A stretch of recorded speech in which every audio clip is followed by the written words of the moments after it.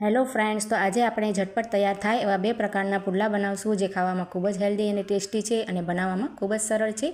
તો ચાલો બનાવવાનું શરૂ કરીએ. તો તેના માટે આપણે એક બાઉલ લઈ લીધું છે. તેમાં આપણે અડધો કપ જેટલો ઘઉંનો લોટ એડ કરી દઈશું અને સાથે જ આપણે અહીંયા પા કપ જેટલો બેસન એડ કરી દઈશું. અને હવે આપણે તેમાં પા કપ જેટલો રવો એડ કરી દઈશું. રવો નાખવાથી આપણે પુડલાનો ટેક્સચર એકદમ ક્રિસ્પી આવશે. ત્રણેય વસ્તુને સારી રીતે મિક્સ કરી લેવાની છે. અને ત્યાર પછી અહીંયા મેં પા કપ જેટલી છાશ લઈ લીધી છે. તમે અહીંયા છાશની જગ્યાએ દહીં પણ એડ કરી શકો છો. અને ત્યાર પછી આપણે છાશ નાખીને તેને મિક્સ કરીને આપણે તેનું એક ખીરું બનાવી લઈશું. તો અહીંયા લોટમાં ગાંઠો ના પડે એ રીતે આપણે સારી રીતે તેને મિક્સ પહેલાં કરી લઈશું. પછી જરૂરત પ્રમાણે આપણે તેમાં પાણી એડ કરીશું. તો અહીંયા આપણે સારી રીતે લોટને મિક્સ કરી લીધો છે. હવે આપણે દહીંવાળા કપમાં જ બીજું પાણી એડ કરી દીધું છે પા કપ જેટલું. અને તેની આ રીતે કન્સિસ્ટન્સી આપણે રાખી છે. અહીંયા આપણે ખીરું એકદમ સ્મૂથ બનાવીને રેડી કરી લીધું છે. હવે આપણે તેમાં શાકભાજી ઉમેરી દઈશું. તો અહીંયા અડધા કપ જેટલી ખમણેલી ગાજર આપણે એડ કરી દીધી છે. અને કેપ્સિકમ આપણે એડ કરી દીધું છે પા કપ જેટલો. ત્યાર પછી જેની સમાયેલી એક ડુંગળી આપણે એડ કરી દેવાની છે. આદું અને લીલા મરચાં તમે તીખાશ પ્રમાણે લઈ શકો છો. ઝીણા સમાયેલા ધાણા એડ કરી દઈશું. અહીંયા તમે કોબી વગેરે પણ એડ કરી શકો છો. અને અહીંયા મેં એક બાફેલું બટેટું લઈ લીધું છે મીડિયમ સાઇઝનું.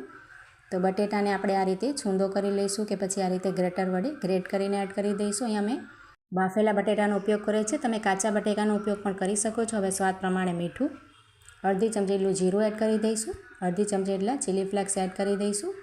અને 5 ચમચી જેટલું કાળા મરીનો પાવડર એડ કરીશું.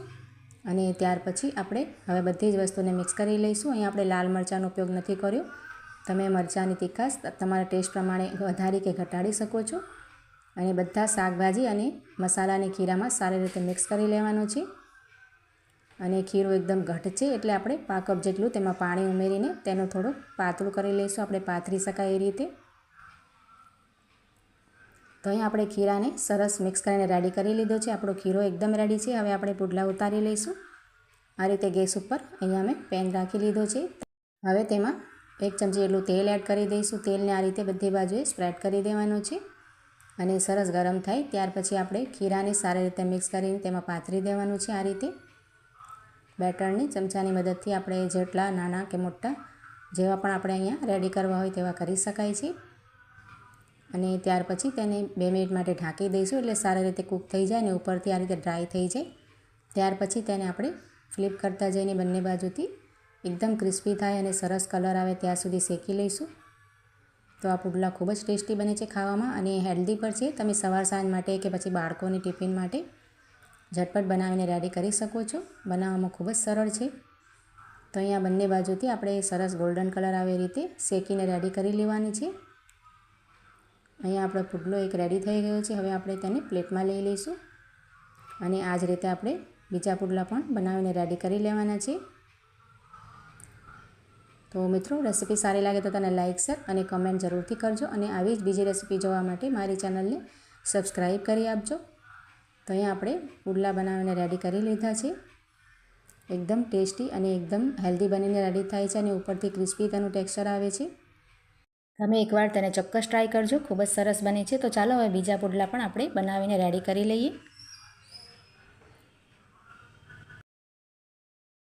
તો તેના માટે આપણે અહીંયા એક બાઉલમાં અડધા કપ જેટલા પૌવા લઈ લીધા છે. અહીંયા તમે જાડા કે મોટા કોઈ પણ પૌવાનો ઉપયોગ કરી શકો છો. પૌવાને આપણે 2-3 પાણીથી સારી રીતે વોશ કરી લઈશું.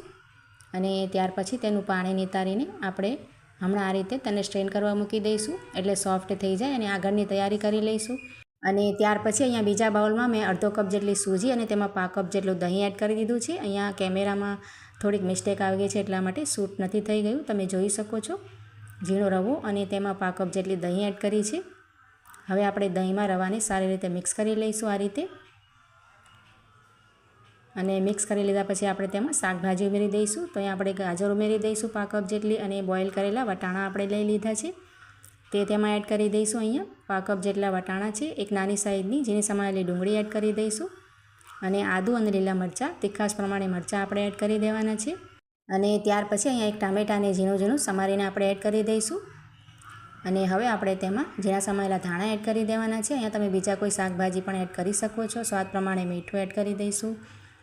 5 ચમચી જેટલું જીરું એડ કરી દીધું છે, 5 ચમચી હળદર એડ કરવાની છે અને ત્યાર પછી અહીંયા 5 ચમચી જેટલા ચીલી ફ્લેક્સ અને 5 ચમચી મરી પાવડર એડ કરી દઈશું અને બધી જ વસ્તુને સારી રીતે મિક્સ કરી લઈશું. અહીં અમે લાલ મરચાંનો ઉપયોગ નથી કર્યો. તમે તમારી તીખાશ પ્રમાણે મરચાંને વધારી કે ઘટાડી શકો છો. અને હવે શાકભાજીને સૂજી અને દહીં સાથે સારી રીતે મિક્સ કરી લઈશું. અહીંયા તમારી પાસે કોઈ શાકભાજી અવેલેબલ ના હોય તો તમે તેને સ્કીપ કરી શકો છો. અને હવે આપણે જે પૌવા સૌથી પહેલાં ધોઈને રાખેલા હતા નિતારવા માટે, તે અહીંયા સોફ્ટ થઈ ગયા છે. તો થોડાક તેને હાથથી આ રીતે પ્રેસ કરી લઈશું, એટલે મસળી લઈશું.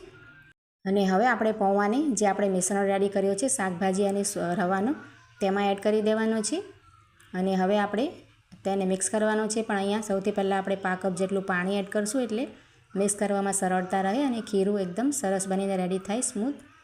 તો બધી જ વસ્તુને આપણે સારી રીતે મિક્સ કરી લેવાનું છે. તો અહીંયા આપણે પૌવા નાખવાથી આપણે જે પુડલા છે એકદમ ક્રિસ્પી બને છે અને એકદમ ટેસ્ટી બને છે. અહીંયા આપણે મિક્સ કરી લીધું છે અને હજી આપણે જો બેટર છે એકદમ ઘટ્ટ છે. તો અહીંયા બીજો 1 કપ જેટલો પાણી આપણે એડ કરીને આ રીતે કન્સિસ્ટન્સી રાખીશું, આપણે પાથરી શકાય એ રીતે. તો અહીંયા આપણું બેટર બિલકુલ રેડી થઈ ગયું છે. હવે ગેસ ઉપર આપણે આ રીતે પેન રાખી લીધો છે. થોડુંક તેલ એડ કરી દઈશું, 1 ચમચી જેટલું. અને તેલ સરસ ગરમ થાય એટલે તૈયાર કરેલા બેટરને ચમચીની મદદથી આપણે પાથરી દેવાનો છે આ રીતે. તો શાકભાજીથી ભરપૂર આ પુડલા ખૂબ જ ટેસ્ટી બને છે અને એકદમ હેલ્ધી બનીને રેડી થાય છે. સવાર સાંજ માટે કે બાળકોને ટિફિન માટે આપણે બનાવીને રેડી કરી શકાય છે. અને આ રીતે આપણે તેને પાથરી દીધું છે અને હવે ઢાંકીને સરસ રીતે કૂક થવા દઈશું મીડિયમ ફ્લેમ પર. અને એક બાજુથી સરસ કલર આવે ત્યાર પછી આપણે તેને ફ્લિપ કરી લઈશું.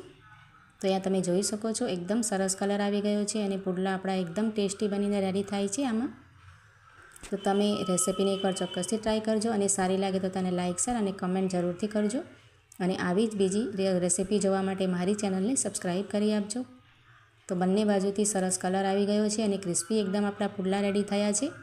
હવે આપણે તેને પ્લેટમાં લઈ લઈશું અને આપણે હવે નાના નાના પુડલા આ રીતે બનાવી લઈએ છીએ, બાળકોને ટિફિનમાં આપવા માટે એકદમ સરળતા રહે એ રીતે. તો આ એકસાથે જ આપણે પેનમાં આપણે જેટલા પણ આવે 3 થી 4 એ રીતે આ રીતે તેને સ્પ્રેડ કરી લઈશું અને બનાવી લઈશું. તમે તમારી પસંદના નાના કે મોટા બનાવી શકો છો. અને ઉપરથી તેલ થોડું થોડું નાખીને બંને બાજુથી ક્રિસ્પી થાય એ રીતે આપણે પુડલાને શેકી લેવાના છે. ઢાંકી દઈશું એટલે જલ્દીથી ઉપરથી આ રીતે કૂક થઈ જાય. તો મિત્રો, આ રેસિપી સારી લાગે તો કમેન્ટમાં જરૂરથી કહેજો અને આવી જ રેસિપી જોવા માટે મારી ચેનલને સબસ્ક્રાઈબ કરી આપજો અને લાઇક જરૂરથી કરજો. તો આને પણ બંને બાજુથી ક્રિસ્પી થાય અને સરસ કલર આવે એ રીતે આપણે શેકી લેવાનું છે. તો નાસ્તો જરૂરથી ટ્રાય કરજો, ખૂબ જ ટેસ્ટી બને છે. તો અહીંયા આપણે બંને પ્રકારના પુડલા બનાવીને રેડી કરી લીધા છે.